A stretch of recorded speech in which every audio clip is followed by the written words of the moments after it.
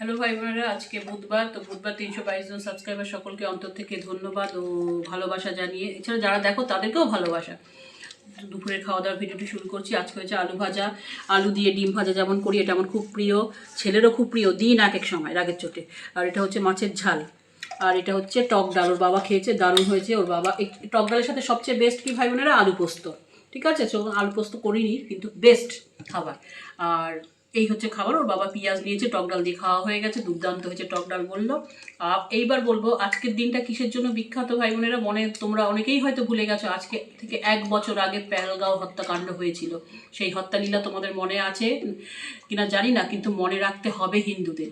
হিন্দু দেখে দেখে মেরেছে তারা। কারা মেরেছে? ইসলাম ধর্মের লোকেরা। এবং পশ্চিমবঙ্গ যদি আবার ওই বিষ্ণুমাতা থাকে, এই একই জিনিস হবে। হত্যা হোক না হোক, বাড়িঘরগুলো লুট হবে। ঠিক আছে, তো ধর্মান্তরিত করতে বাধ্য করবে। কিন্তু এই পেহেলগাঁও আমাদের হিন্দুদের কিন্তু ভুললে হবে না। শুধু পেহেলগাঁও না, মুর্শিদাবাদের শামশেরগঞ্জে হিন্দুদের কেমন করে দুই চন্দন দাস, হরগোবিন্দ দাসদের মেরেছে, এইগুলো ভুললে হবে না। দীপক দাসকে কি করে বাংলাদেশে মেরেছে, এগুলো আমাদের হিন্দুদের ভুললে হবে না। এবং ভুললে যেমন হবে না, এদেরকে মাফ করলেও হবে না, ক্ষমা এদের করলে হবে না। আজকে কি মাকুরা কিন্তু এদের হয়ে সব সময় কথা বলে। এই নিয়ে বলবো, আমি একটা বড় ভিডিও করবো, তোমরা আমার সাথে থেকে ভাই বোনের। এই শামশেরগঞ্জে সেদিন আমার TV9 দেখাচ্ছে যে ওখানকার মা বোনেরা বলছে যে আমরা এখনও আতঙ্কে ঘুমাই।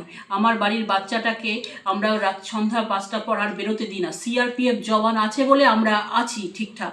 আর আমরা এখন মনে করছি যেন আমাদের এটা একটা মিনি পাকিস্তান হয়ে গেছে। সবসময় আতঙ্কে আছি। বাড়ি করবে, তার ওই ওয়াক অফ বিল নিয়ে যে অশান্তিগুলো হয়েছিল ভাই বোনেরা, বাড়ি করবে ভদ্রমহিলা, তার টাকা লুটে নিয়েছে। ছাদ ঢালাই বলে তোর কাছে টাকা নেই, তুই ছাদ ঢালাই দিবি, তোর কাছে টাকা নেই বলে টাকা লুট করেছে।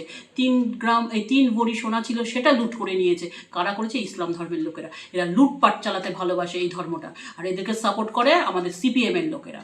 যাই হোক ভাই বোনেরা, আজকের মতন ভিডিওটা আর এইটুকু, বেশি কিছু বলবো না। তোমরা কিন্তু নিজেদের স্বার্থে জয় শ্রীরামকে আশা করি পাশে রাখবে, সাথে রাখবে, বুকে রাখবে, মনে রাখবে।